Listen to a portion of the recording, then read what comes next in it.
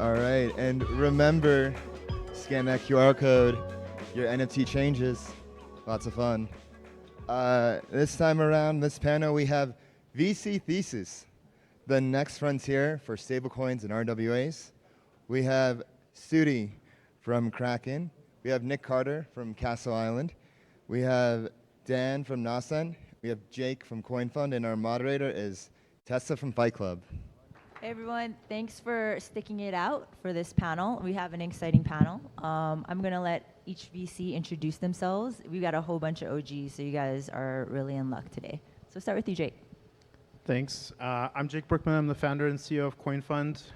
We're a blockchain and crypto-focused investment firm, founded in 2015, mostly in New York, Miami, and Boston these days, about 30 people. Our mission is to champion the leaders of the new internet. And thanks for having me. Hi, I'm Dan Elitzer. I'm a founder of Nascent. We do pre-seed and seed stage investing in crypto, focus on DeFi, infrastructure, security, and we also actively participate in the markets that we help grow with our portcos. Hi, I'm Stuti. I'm a principal at Kraken Ventures. We invest early stage, and we believe that blockchain is better technology infrastructure for financial services. So a lot of what you are all building today and a lot of what we're talking about is very relevant to our thesis. Hi, I'm Nick Carter, founder and general partner of Castle Island Ventures, stablecoin aficionado. Stablecoins are my #1 investment theme this year, so please reach out if you are building anything in the stablecoin space. All right, so we're gonna start with Nick because he dropped this high alpha on us off stage. What are your predictions for the stablecoin and RWA markets for this next bull cycle? And is there another asset class that you want to see on chain? Interesting. I mean, I think stablecoins should be backed by sort of liquid, short duration assets, frankly. I don't think we've earned the confidence of Washington and regulators sufficiently to do anything more exotic than that for a stablecoin. And the big debate now is, you know, can we move into synthetics and should we call those stablecoins? But for me, I think we should continue to back stablecoins with short-dated treasuries and not innovate too much around that, because we are still dealing with the hangover of Terra Luna, and we need to do some work to sort of like win back trust in Washington. Predictions, though, I do think the synthetic, whatever you want to call them, crypto dollars, I don't know if we can call it, this just got, I don't know if we can call them stable coins, but I think something, whether it's Athena or something like that, will occupy the 3rd or 4th largest position among the stables this year. So I do think the synthetic sort of funding trade-based, carry trade-based stable coins will dominate, and that's purely on a yield differential. I think the relative yields will determine capital flows within stables. So you will have the interest-bearing tokenized treasuries do well as a segment, but then on top of that, the higher yielding stables will take a ton of market share, probably in the tens of billions, if I had to guess. Stu, do you want to add to that? Sure. So yeah, so in terms of predictions, so these are not necessarily things that I'm funding, but I'm sure will happen. So the first one is there's going to be a stronger bridge between RWAs and DeFi. So I think there's a lot of attempts to kind of build walled garden RWAs that are not necessarily composable. And that will have to change, especially if interest rates start to drop. What we want is leverage, and for that we want composability. The next is crypto endogenous yield is going to come back. Maybe not necessarily in the form of Terra Luna, but something closer to Athena or Liquidity. I mean, there's definitely a couple of stablecoin projects floating around right now that are synthetic dollars that are backed by crypto endogenous yield. And this is something that is simply unavoidable in a bull market. And last, I think we are macro-wise in a really awkward rates period where we're no longer actively cutting, nor are we hiking, because a lot of macro factors are giving us mixed signals around a potential recession. And so I think this is going to lead to stable coins coming up with flexible structures that can potentially move in either direction. The collateral base can move in either direction, given what the rates environment ends up being. And I think this is overall a good thing, since this kind of extended ZERP led us to build businesses that believe that that would continue in perpetuity, but that will never be the case. So I think we're kind of in a smart period in terms of how to think about design. That's a very valid point in U.S. interest rates, just to clarify, in case anybody's watching online. Do you want to go, Dan? Yeah, sure. So I would agree. I think we're going to see a big growth in high yielding things that are dollar denominated. I think we've also seen a lot of high yield from Ethereum based kind of liquid staking, liquid restaking, being able to lever these up. I think right now the yields that we're seeing on these, I think, are very high relative to the risks, but there are risks. And I think one of the things that I hope that we are seeing this cycle that we didn't have last cycle is I think more honesty and clarity about what the risks and trade-offs are between different models and different things, and people will be able to choose it, right? Even in the traditional financial system, if you want to hold dollars, you've got a lot of different ways that you can hold dollars that expose you to different types of risk for different types of convenience, different types of returns. And so I think we're going to start to see that more clearly assert itself in crypto as well. That's a good take. Jake? I think for me, just at a very high level, stablecoins and other forms of tokenization represents a convergence between the crypto world and the traditional world. And I ultimately think that this convergence is sort of the end game of what everybody actually wants at the end of the day. You know, like early on in the space, there's a lot of people who took a very like crypto native position, like everything is going to be decentralized. Some people took a very traditionalist position and say, no, these are all Ponzi schemes. But I think the truth is like somewhere in between, which is that blockchain technology has to converge with the real world, with real products, has to deal with governments and regulators and jurisdictions and things like that. But when it does, we'll actually be able to demonstrate, some of the incredible efficiencies that this technology provides. And I think this year, 2024, is kind of the year where this is all starting to happen, starting with the Bitcoin ETF approval in January. And as Larry Fink said, that these ETFs are all just stepping stones on the way to tokenization. In 2023 at CoinFund, we also backed Superstate, Rob Leschner's tokenization project around treasuries, and which will expand to other asset classes as well. And are very, very bullish on that. And I know BlackRock's doing stuff. So I think this is the year where kind of perhaps some of the most boring applications of crypto will play out, but also some of the boring ones are the biggest ones and the ones that are poised to demonstrate the most kind of efficiencies of the space. So we'll go back to, I guess, your investment in Superstate.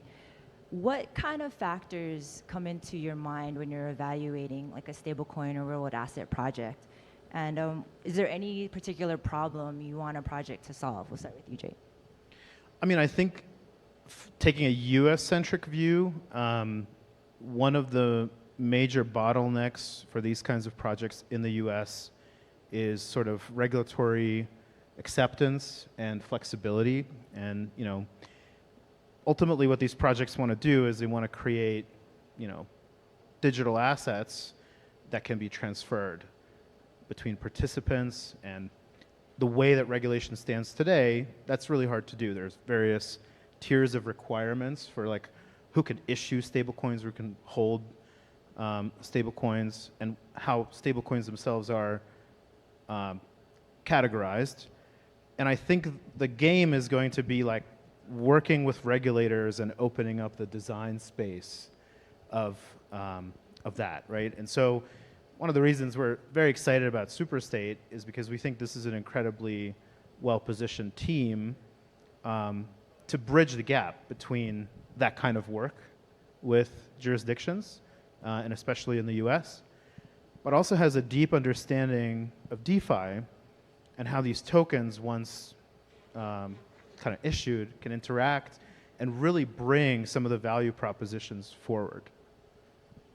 Feel free to show your port codes when you answer this question. Dan? I would say I'm also an investor in Superstate and think very highly of Rob and his team.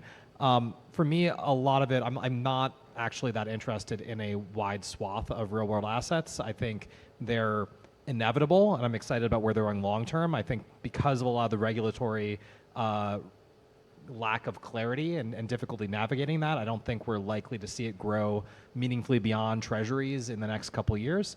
That said, whenever I'm looking at stable coins or things in this category, can you navigate the regulatory piece? Can you navigate like mechanism pieces and like do the basics? But then it's really what's your go-to-market?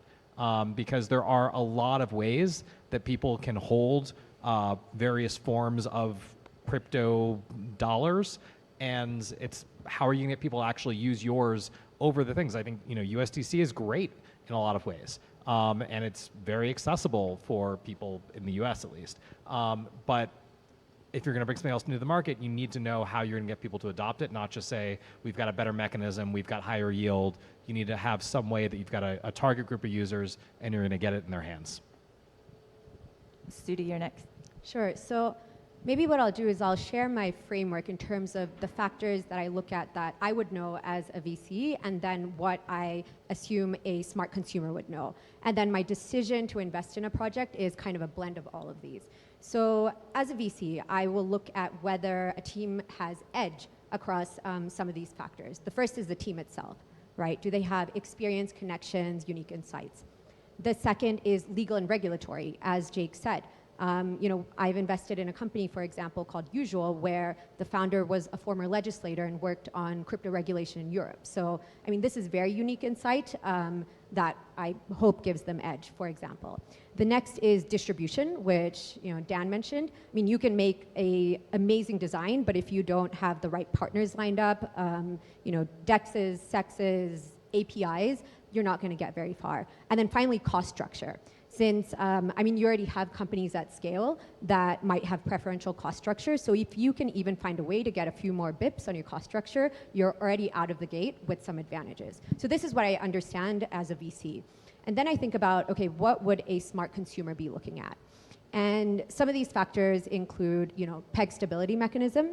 Then there's the risk profile. So this might include like collateral quality, collateral ratio, centralization, and then the incentive engineering. So, yield, just different ways to juice this up. And composability is very important. And then finally, redemption mechanism. So I look at a project and I think about, okay, what are the unique strengths that a project has across these different factors? And would these strengths be enough to set it apart from what is already out there? And finally, is there the potential that a deep well of liquidity could build underneath these strengths? So I'll cover the three major categories within stablecoin-based investing. So you have issuers themselves, and they make money on a net interest basis. So they're like banks in that respect. There's middleware and infrastructure, which is basically liquidity provision. And then there's applications. So oftentimes it's fintechs that are using stablecoins on the back end. Fintechs, remittances, mobile money apps, things like that. We invest all across the stack. On the issuer side, there are actually very few modes. It's incredibly difficult to be a stablecoin issuer, and there's basically two issuers ever that have been successful in stablecoins. That's Circle and Tether. Everybody else is fighting for a piece, right? Tether has 70% market share. On the issuer front, the one moat is regulatory. It's really, can you find a favorable regulator that will let you do something somewhat interesting? So that's not the US for now. And can you issue a stablecoin in a decentralized, composable way, such that people can actually utilize it freely in DeFi? So in the case of Mountain, that's a portfolio company of ours. They did the hard work of getting registered in Bermuda. They were the first stablecoin registered in Bermuda, and the regulators were ultimately satisfied with their model of the stablecoin being usable and composable within DeFi. So I'd say that's a regulatory moat. But otherwise, I think the issuers are going to have an extremely hard time against the existing winners in the category because they have such an established liquidity advantage. Like Tether's moat is enormous because they have great liquidity against every FX pair globally. They're integrated across all these exchanges and people trust them. basically, Circle to a lesser degree. So very hard to do on the issuer front. I actually think there's much more white space on the middleware side, so like stablecoin clearinghouses, seamless ways to move from fiat to stables, move across blockchains on the same stable. There's a lot of wood to chop there. And then on the application side, it's kind of an underloved sector, which is basically regional winners that are building fintechs that are dollar-based, that are using stablecoin infrastructure to reduce their cost, such they don't have to rely on sort of legacy rails. And I actually think that's probably the most exciting area of opportunity right now in stables. Those are good points, especially with the US regulatory frameworks. So we're going to dive more into that and how you guys assess that. I'm going to start with you, Dan. How do you assess projects? Do you go by jurisdictions? If you're dealing with US projects, are you looking for something in particular? Yeah, I generally kind of rely on these guys. It's an important thing. I know I'm not the expert in it, so I rely on like peer investors that we trust to help understand those frameworks better. And then we think a lot more about the kind of like adoption, go-to-market side of things. That's fair. I would do the same. Stu, do you want to go? Yeah, I mean, I think we take a kind of neutral stance on regulation and jurisdiction, and really it comes down to the team and their ability to navigate whatever jurisdiction they're choosing and whether we think that's sound. Nick, you got anything beyond your moats, which I think is fantastic? Yeah, so in the US, I think it's challenging. I mean, a stablecoin bill, there seems to be momentum around it, but we're not investing with the view that that's likely to happen even. I think Washington, it's an election year. Washington's not going to do anything. The SEC has taken a very hostile stance on stablecoins. I think all number of stablecoins are securities, which I think is wrong. And the bank regulators have also been super hostile. You know, this is why the large banks can't touch stablecoins, and they ought to be able to, and they want to, but they can't. And we saw the Biden admin crack down on the banking sector, in particular banks that had crypto businesses. And in my opinion, they wrongly terminated the crypto arms of the banks that failed, Silvergate and Signature. Both of them ran these liquidity provisioning networks like Signet and Sen, which were extremely useful for real-time liquidity for stablecoin issuers. Those were not divested or sold on to any of the acquiring banks in the process of liquidation. Those were taken out behind the woodshed and shot. So the government, in liquidating and restructuring those banks, specifically took a scalpel to the crypto arm of the banks and destroyed it, right? And this, I believe, is a scandal, right? So what we've seen in this country is that the banking crisis was weaponized to eliminate any crypto ventures from the big banks. And you know, a lot of the banks I talked to, they had a crypto unit and they furloughed the team. They fired everyone that was focusing on crypto. So regulatorily wise in this country, I have a very negative view. And this is what I say in my conversations with folks in Washington. Stablecoins are great for the dollar. They don't hurt it in any way, and they're good for our ability to service our debt, right? Stablecoins are in the aggregate of about 140 billion, and almost every dollar of that 140 billion is being used to buy treasuries. That's great. That's the 16th largest sovereign holder of US treasuries in aggregate, the stablecoin sector. And I tell folks in Washington when I talk to them, if you continue to harass the stablecoin sector in this country, we will go offshore. We will back issuers that are offshore and are issuing Eurodollar stablecoins, right? So stablecoins backed by dollars outside of the US banking system that are fundamentally less accountable to the US regulators. And that's just the natural push and pull. That's the consequence of being hostile to the sector. That's what's happening. Most stablecoins are crypto Eurodollars. They're not necessarily as accountable to the US government. And so the US government is shooting itself in the foot by being hostile. That's only going to continue if they keep up this stance, if nothing changes. And I'll just quickly extend on that. Like, I think that there has been this framing of stablecoins as Eurodollars, and I think what we need Washington to understand is that they're actually one of the most important assets since the petrodollar to protect US interests. Like, they are dollar diplomacy. We have created technology rails to export the US version of human welfare to other countries as well. And then another thing kind of along those lines is, I think there's this misconception that crypto founders don't like regulation.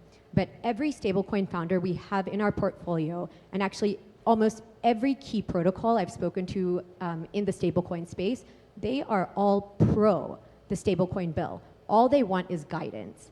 And I think that that is what they are not receiving, and that is also what creates this gray area that allows the SEC to take advantage of them. Jake, you have anything to add? I think you guys covered some very deep stuff here, which I can't really speak to. But I would just say at a high level, we are optimistic that, many different jurisdictions will consider stablecoins and stablecoin regulation. And the more that do, the more there's kind of a competition that's created. And I think the end game, at least from maybe where we sit as U.S. investors, is to compel, the SEC into a less hostile stance and to create like a productive legislation here, because the U.S. is going to be a major market for this. So I like to take an optimistic tone. I don't know how many years it's going to take. I'll just add one thing. Like, we did a market map last year looking at where dollar stables are being issued out of, and even the established U.S. companies that are known to be U.S. stablecoin issuers are now looking abroad. And you have productive stablecoin legislation in Singapore, you have it in Hong Kong, it's coming in Dubai and the UAE, yep. You have it in Bermuda. These are all viable places to now issue a dollar stablecoin. And the Treasury takes the view that all of these dollar stables should be accountable to them. That's not really how it works. There's already a big, vibrant Eurodollar market that's less accountable to the US. And so we do see this inter-regulatory competition where everyone has seen now that the US has fumbled the bag on stablecoins because they've refused to acknowledge the sector and they've even been hostile to it. Their failure is the opportunity for enterprising regulators elsewhere, and this transition is happening in real time. Those are extremely good points. I was going to bring that up, that Hong Kong is moving forward on its stablecoin, and Asia especially is definitely moving forward on stablecoin regulation. Where do you guys see in the app chain space of the usage of stablecoins or real-world assets? Do you see that going in a particular direction, or do you have any predictions for the future in that space? Who hasn't started? I can jump in. Well, we've looked at a lot of what is now called DePIN networks or decentralized resource networks. I'm talking about things like, Live Peer, the Graph, et cetera, things that are offering storage and computation, digital services, and also things like Helium, which are creating networks of physical infrastructure. But one thing that we saw in crypto early on, like around 2017, there's a lot of companies that were taking the position that we would have utility tokens. These are volatile tokens that would pay for services. In a world of stablecoins, it becomes a little bit more sensible to sometimes even have a two-token model. Like if you look at Live Peer, you have Live Peer's LPT token is a supply-side token that allows the kind of orchestrators of that network, the nodes of that network, to kind of join the network and have security. But when people actually want to buy video transcoding services from Live Peer, today they don't actually use Live Peer token. It's not a utility token. They use Ether. But tomorrow, I'm pretty sure that a lot of these networks might use stable coins if there are great stable coins kind of available, and a lot of people have them in their wallets. And so I actually think that there's a huge use case for stablecoins even in these kinds of networks, and of course a lot of them also have their own chains, kind of to your point. Cool. Stu, you want to go next? Yeah, sure. So one thing I look for is emerging use cases for stablecoins. So I think we're all very familiar with them being used as collateral or trading pairs in DeFi. Another case which I think you started to cover is like on the application level, where in emerging markets with volatile currencies, they're being used for payments and remittances and as a store of value. Another use case that I've been uncovering actually over the last 1 or 2 months is actually using them in physical commodities trading. So this is not just like a financial derivative, but this is a ship arriving at the port of Jakarta full of oil. So in the past, their counterparty would have been, for a couple of days, a local bank in order to settle that transaction. And in those 5 days, both the ship and the oil is being underutilized. But now there is actually a move for these commodity traders to start using stablecoins. And I think there is sometimes this criticism when it comes to using crypto that these transactions don't settle fast enough, right? We can't necessarily do high frequency trading with sub-millisecond settlement. However, when it comes to commodities trading, we don't need that. We can take it from 5 days to less than 24 hours, and we have made many X improvement on that process. So that's one that I'm following that I think that there's a lot of promise for. And I think getting these use cases into people's hands is actually at this point not necessarily technology problems, it's more people problems. It's creating systems that allow them to use this and merely making the education available to them. Yeah, on the application side, what we've seen in the last year is a decoupling between stablecoin usage solely for access to crypto markets, for access to crypto exchanges as collateral on DeFi for yield farming or earning yields, and a move towards using stablecoins and crypto infrastructure for entirely non-crypto use cases. And we see this in the data. So this is becoming increasingly evident. This is clear by virtue of, if you look at active addresses, the transaction count, transaction value. During the bear market, as all of the crypto metrics were declining, those numbers were increasing. And so it's clear that there is a crypto dollarization occurring in emerging markets in particular, where people are now using them as a way to access dollars, access US treasuries, remittances, cross-border payments, cross-border trade invoicing and settlement, and generally accessing the dollar economy as the connectivity between fiat and stables has become better, and it has. And so this is really the first time, in my opinion, we see breakout use cases that are useful for regular folks that aren't crypto experts. They don't even want to do DeFi stuff. They don't want to go on Binance and trade. They just want access to dollars, digital dollars, and it doesn't really matter to them that they're on blockchain rails. So this is something that we are currently in a deep dive, getting more and better data, which we'll present soon.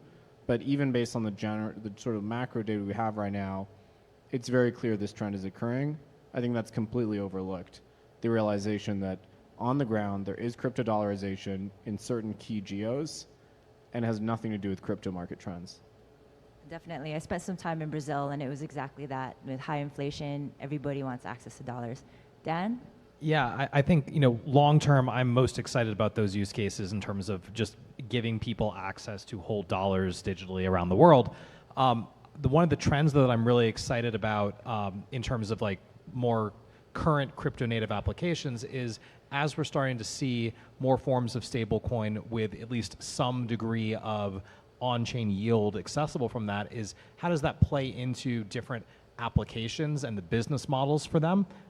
We've seen things like Blast and other kind of yield-bearing L2 things doing that. I think that creates an interesting business model there.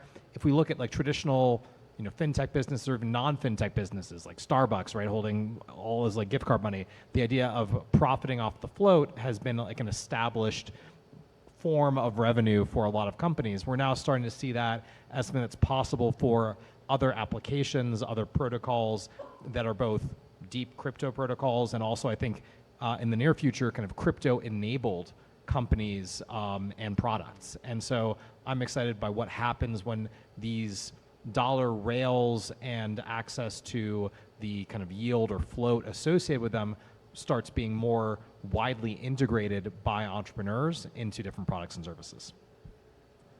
Do you guys have any closing thoughts? I think we're at the end of our questions. So this is your time. Show your portcos, show your thesis, get out there. There's probably future investors for you guys. I just want to give you the time right now to go over whatever you want. Anybody can start. Studi? Sure, yeah. So I think so far we've kind of segmented stablecoins by who the end consumer is. So, you have the pragmatist in Argentina, perhaps you have the DeFi native in Asia, maybe the US institution. And I think that as the market matures and volume increases and just crypto becomes more sophisticated, I think stablecoin segmentation is going to move away from that.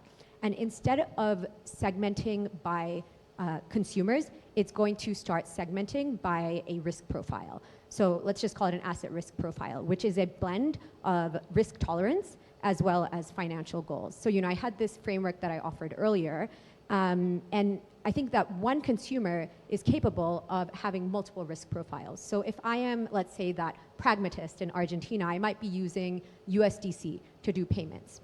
But at the same time, maybe I go to Athena for yield. And that doesn't mean I'm two different consumers, I'm still the same one. It's just two different products that I'm accessing that might still be pegged to the US dollar, but I'm getting different benefits out of them. So now, knowing this or holding this assumption constant, I think the direction that the stablecoin market is going to move in is a segmentation across these different asset risk profiles. And that allows for multiple winners. I think right now we've focused on maybe like 2 to 3 winners, but with this maturity, I think we can identify these profiles that have these deep liquidity that might form under these preferences. And that allows me as an investor to believe that, I am not just always investing in like a Circle competitor, or if I make 3 stablecoin investments, I'm not pitting them against each other. I truly believe that each one has a different use case they're going after. Yeah, I'll just say that, I think there's been a realization in the crypto space that stablecoins are the killer app of crypto. Unquestionably, they're the first killer app. I'm sure there'll be others. I mean, arguably Bitcoin as a store of value is one, but stablecoins really are the thing that have a extremely valid and clear use case that makes people's lives better, and they don't have to be bought into crypto ideas for that to be the case. And we see on the ground adoption of stablecoins outpacing any other use case in crypto. Last year, I went around and gave a series of talks where I shared a piece of data that I found, which is that as of right now, 70 to 80% of all value, dollar value settled, there's value settled on blockchains is in stablecoin format. So it's being settled in dollars. And in 2020, that equivalent figure was 30%. So blockchains themselves have become dollarized. People are no longer or moving away from the notion of using Bitcoin or Ether as a medium of exchange. It is all about stablecoins. And that's fine. We're not compromising on the crypto ideals by doing that. Yes, stablecoins are less decentralized. In theory, they're more brittle, they're less robust, but they're still enabling huge wins for human freedom. It's a restoration of the qualities that cash had before all the autonomy and transactional privacy was stripped away from cash over the last 50 years in this country with the Bank Secrecy Act and the digitization of cash, which meant that you no longer had privacy in your transactions. Stablecoins restore that. And so it's not compromising on the crypto ideology or the crypto vision to embrace stablecoins. And that's why I'm so encouraged to see rooms like these full of entrepreneurs that are building in the sector, because I think it is the most obvious and evident winner in terms of a thing that crypto people have developed that makes people's lives better. It does it in a tractable way that's evident today. And it's highly synergistic with sort of like regulatory and policy goals. So that's why for us, it's the most important thing happening in crypto right now. And I'm excited to continue sort of doubling down on the space. Really agree with you, Nick. I think stable coins and tokenization more broadly is probably one of the highest leverage things that kind of crypto can achieve for itself, because I think is that convergence between the crypto native world and the traditional finance world and just the traditional world at large continues to happen. The more participants from the traditional side that are holding crypto and seeing the advantages, efficiencies, and value propositions of these technologies, the more they also exert influence over, again, things like regulators. Just the other day, Google started to allow Bitcoin ETF ads after like years of banning crypto ads. I wonder how that happened. I wonder if someone at BlackRock went and talked to someone at Google, right? And so this is just a small example of something that could happen much more at scale, where right now there's this huge regulatory kind of bottleneck, but as more and more people from the traditional side come on, that bottleneck begins to ease, and it's, as they say, slowly and then all at once, right? And so it's just like one of the most important spaces to sort of get out there and to achieve success and to demonstrate the value of, in my opinion. So I actually think that opening up access to dollars for the world is great.